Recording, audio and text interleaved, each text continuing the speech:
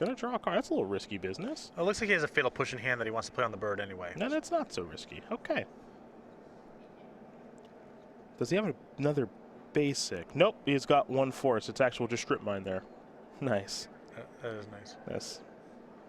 There's the Tower of Power, perhaps. Maybe not. Yes, there's the Tower of Power for Brenden McCarley. Let's head back over to Riley Curran, who's picked up a copy of Selfless Spirit.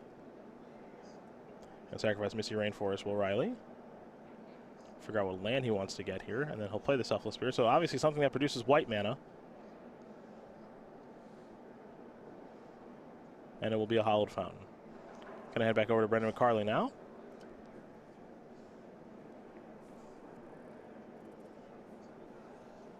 There's a Horizon Canopy. Sacrifice that and draw a card right away. Not wasting any time. Just picked up a card. He was missing a big payoff. Now we'll have to see if he can actually get Tron put together next turn. There's a Chromatic Sphere. Let's go back over to Curran. Curran going to draw a card. He's got a forest. He's got another Reliquary. He's got an attack for 2. Pretty straightforward turn there for Riley. Going to bring McCarley down to 18. We'll see if our Tron player is going to be able to get Tron online. Looks like the answer is no. Going to sacrifice a sphere. Draw a card. Found in Urza's Mine. It's a delayed Tron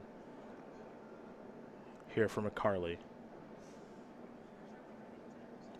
Fatal Push means that the Knight of the Reliquary is now indestructible. There is a star. This is a forest.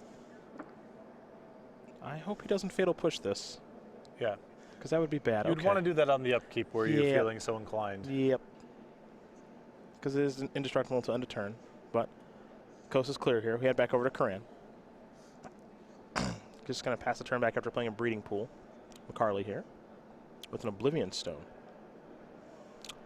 Let the carnage ensue. And only one copy of Ghost Quarter in the deck. Mm-hmm. Riley's going to float a green with the forest, search for Knight of the Reliquary, get a Windswept Teeth, take at least 1 damage, get himself a Plains. I think we're going to see Collected Company in a moment. Collected Company finds only 1 creature in play. You getting ready for that there? In play. Okay. No Dried Arbor in this deck either. I can't catch a break around here. Jeez. Jars. Just running so bad. All right, Collected Company. 4, 5, 6. Courser in there. Spellqueller in there.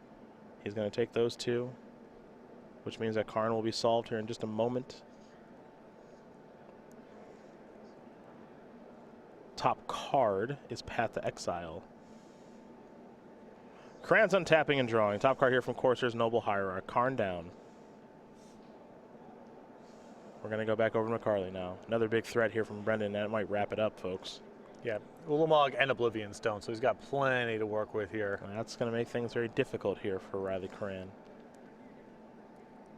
2 mana. There's a Relic of Progenitus. He'll use Relic. Take care of the graveyards. Draw a card here, will McCarley. Now it looks like it's time for O-Stone. That's going to resolve. Tron Piece means he has access to 5 mana. Pass the turn back. Just going to figure out when he wants to use that. Oblivion Stone, Noble Hierarch to draw. Boom. Want to get the information with the Courser, let him know that Windswept Heath is on top of the deck. There's Noble Hierarch. We'll turn that top card down since Courser is not on the battlefield anymore, so Windswept Heath should not be revealed anymore to the audience at home.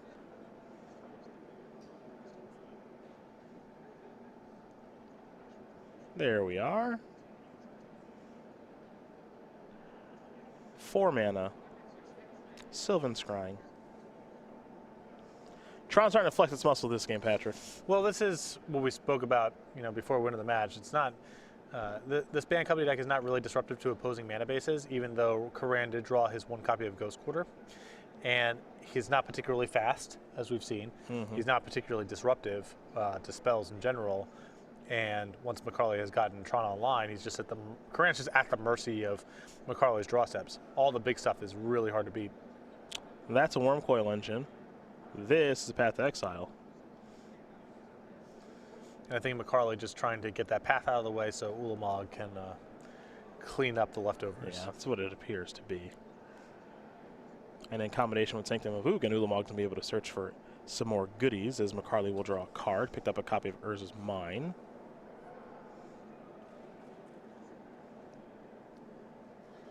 Six, 7, 8, 9, 10 with the Sanctum. Here comes an Ulamog. 2 triggers. Ulamog's trigger, Sanctum of Ugin trigger. Ulamog's going to target Hollow Dip. Let's make a breeding pool. And Noble Hierarch. Looks like Riley's going to float some mana. Those will be exiled. Sanctum's going to search up another threat.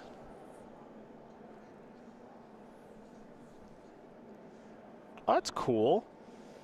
A second Ulamog. Backup. So, path that Ulamog, but he's got backup, as you mentioned. Riley will draw a card. Collected Company, just enough to keep playing. Yeah. That's the best draw stuff. It really is. That's the best draw It stuff. really is. If it was a land, I think you would have tapped. Yeah. You know what? I could run good here. 3, 4, 5, 6, 7, 8, 9, 10. Boop. Ulamogs. Those 2 duels. Riley Curran's going to sack this fetch land. Assuming he has something to search for, he's going to do a little bit of floating of mana. Definitely just enough to keep on playing. Any Reflector Mages in here? But yeah, good one to bounce. No Reflector Mages. Nope. I guess he's just got to find a path. I mean, if he finds Jace, he's actually can win. You can flip Jace Fringe Prodigy, recast Path to Exile. Like, it's not. It's true. It's not improbable. It's gonna be tough.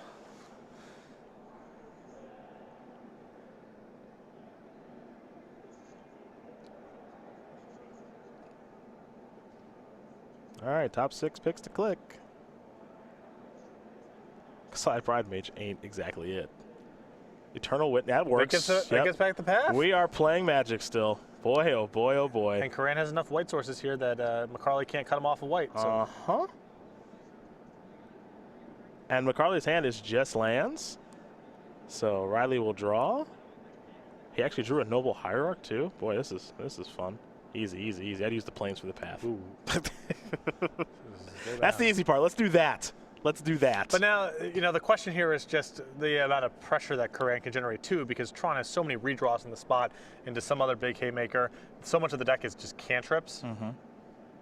I don't like not playing the Noble Hierarch because you got to get so lucky now anyway. And let's say, just as an example, he draws Spellqueller next turn, right? And then can't Spellqueller like an Oblivion Stone. You know, I don't like not playing Noble Hierarch there. I mean, would there be an artifact that you would want to hold the Pride Mage up for in theory? No, because anything he can play, he can just use. Right. I'm just trying to think if there's anything really qualifies.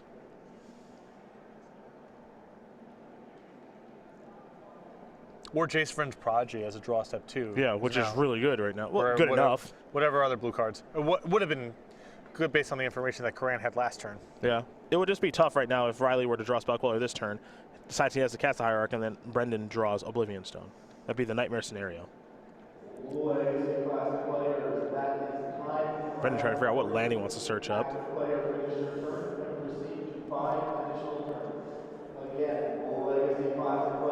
Gonna get a Blooming Marsh. Play that tap so he has access to black mana. Curran's gonna untap and draw. Didn't get a great look at the draw step. I think it was Selfless Spirit. Okay. It's not bad. Cast that too. There we go. A little more pressure. Riley Clock's down to 2 turns. Yeah. Tron player here, Brenden, he needs to peel a good one. Is that O-Stone? Yeah, of course it was O-Stone. Kaboom. Fortunately, Selfless Spirit came rolling off the top. Yep. Good timing.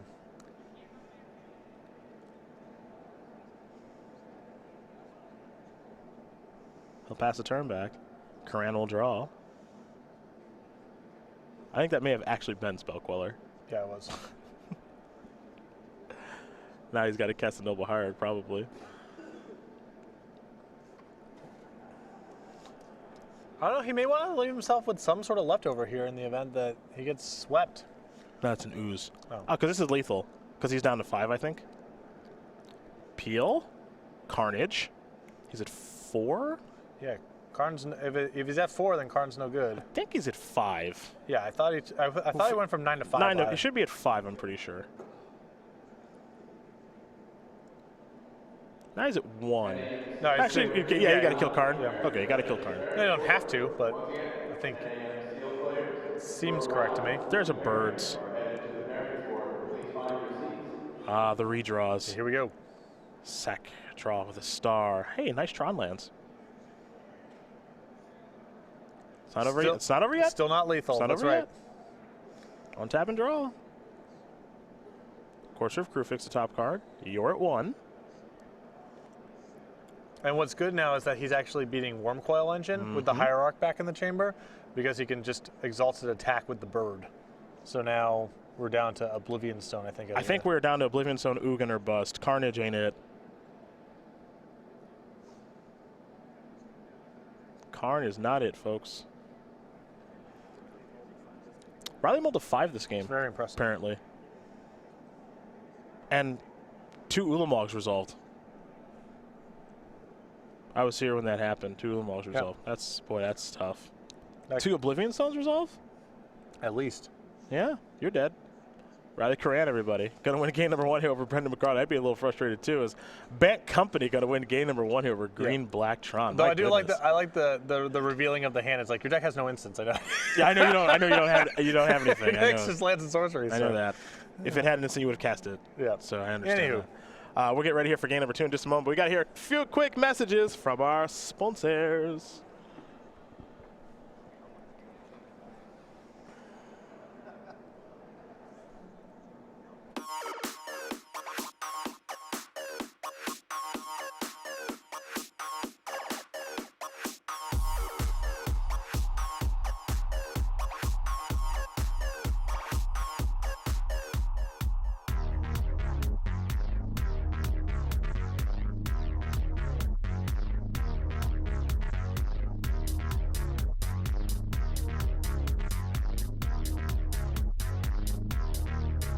Go.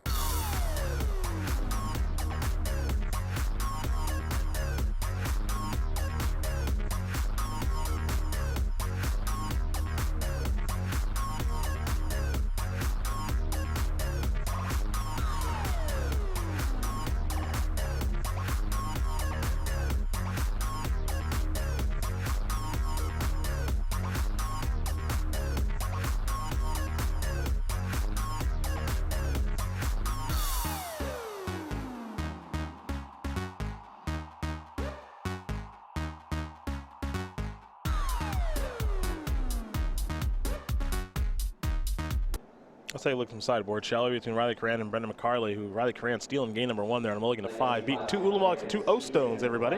Brenden McCarley's got 4 Thoughtseize, 2 Warping Whale, 2 Nature's Claim, 2 Thragtusk, a Relic of Progenitus, a Collective Brutality, another copy of Fatal Push, a Crucible Worlds, and a 3rd copy of Worm Coil Engine in the sideboard. Not a whole lot here I'm that interested in past the 1 copy of Fatal Push. I think there are arguments for the 4 copies of Thoughtseize, and the extra Relic of Progenitus is probably fine here. I don't think this is the best matchup for Worm Coil Engine. Curran has a lot of workarounds for it, and he can also overpower Thragtusk. The Collective Brutality, I think, is justifiable. Plenty of small creatures and opportunity to maybe tag Collecting Company as well, but I think the sideboarding here should be pretty light for McCarley. Well, let's go to the other side of things here for Riley Curran, who's got 4 Unified Will, 2 Izzet Staticaster, 2 Kitchen Finks, 2 Stony Silence, a Negate, and Nithis Sworn Canonist, an Eidolon of Rhetoric, a Bajuka Bog, and, another copy of Ghost Quarter. I think the Ghost Quarter, the Negate, the 2 copies of Stony Silence, and the 4 Unified Wills are all really good here, and he can get away from some of his more, anti-instant kind of action. Voice of Resurgence is a very easy cut. Some of the slower value creatures like Courser Crewfix. So he's got plenty of easy cuts here and some substantial upgrades to make. Well, game number 2 about to be underway here between Riley Curran and Brenden McCarley. This is just more modern diversity, my friends. More modern diversity. You got Tron on one side, you got Bank Company on the other. Obviously, a lot of different Collective Company builds out their Bank Company. Probably the least popular of the bunch. But this just goes to show how Riley Curran feels about the card Spell Queller, which people who like Spell Queller really like Spell Queller. Yes. Yeah. I think that card is fantastic. I don't think it's bad. I think it's quite good. I'm just not sure how good it is in a format of Lightning Bolt and Revolted Fatal Pushes. Well, I think you've got to set your deck up in such a way where you're mitigating some of the drawbacks that you're talking about. And for a deck like Curran's, you're pressuring the removal in so many different ways. You have so many things you have to kill that you know, it's asking a lot to save a bolt for a spell queller when you're playing against birds and elves and exalted creatures and all that sort of stuff. For the Jeskai decks, it's just naturally plays so well into a flash game plan that even though there is some of the issue that you're talking about where it gets bolted sometimes and that kind of stinks, it's such an organic fit for what the deck already does that it's kind of hard to say no. And away we go with an Urza's Mine and a Chromatic Sphere for Brenden McCarley. It'll be a one-swept heath and a slow start here for Riley Curran as we head back over to Brenden. He's going to sacrifice his Sphere right away, draw a card, of course. Color mana, looks like it was green for Ancient Stirring, so top 5 cards here, 4 and 5. There's Nulamog in there. There's also Karn, Horizon Canopy. Looks like he'll select the Canopy.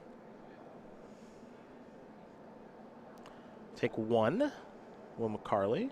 Maybe we're on the way for another Ancient Stirrings, perhaps? It'll actually just be a Chromatic Star. So, Curran's going to sacrifice his one-swept heath on the end step, go down to 19, probably search for a dual land tapped. Yeah, I think McCarley wants to make sure that he can enable Fatal Push if necessary next turn.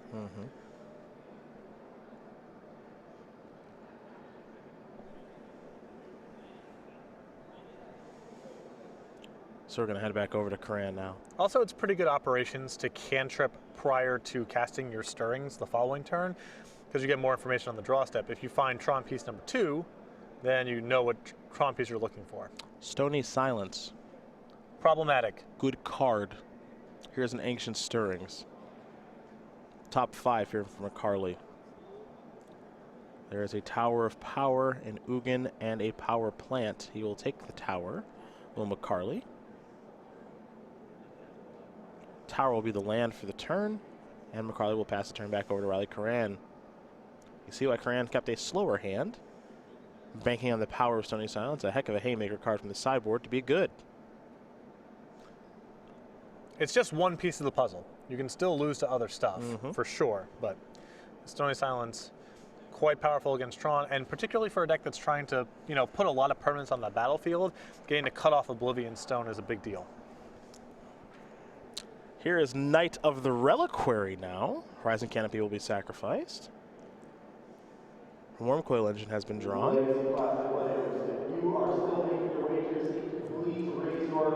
But McCarley's hand looks like a mess here. You're being kind. No access to Tron, some black cards he can't cast, and then a bunch of expensive stuff.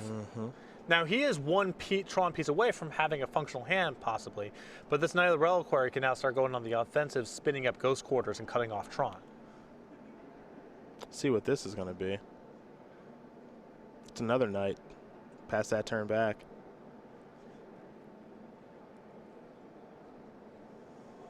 Crucible World's the draw. Well, that's okay-ish against the Ghost Quarter plan. Riley's going to sacrifice his planes with the Knights. See what he wants to dig out here. I'll go ahead and get a Ghost Quarter. Now he'll sacrifice this Misty Rainforest, fall down to 18. Yeah, the Crucible is a fine sort of long-term solution to the Ghost Quartering, but Curran still has the option of keeping him off of it for a while. And if he's applying some pressure otherwise, even if McCarley, or he can just Unify Will. Yeah, it's not resolving. Okay, well that answers that. That's even easier. Yeah. Now Curran can really go to work. Yes, he can. He'll draw a card. Another Unify Will. It's going to be... It's not getting easier here for Brenden McCarley. Yeah. When Unified Will is good, it is busted. I mean, he's going to get all of his lands blown up and die in 2 turns. That's true, too. Spoiler alert. Horizon Canopy going to draw a Riley Curran a card now. I was going to comment, I was a little surprised with Curran's discipline there to not blow up one of the Tron pieces on the previous turn, because you're risking some big play if he makes the 3rd Tron piece. But with Unify Will in hand, you know. By all means. Be my guest. Yeah. Go and cast Karn that turn.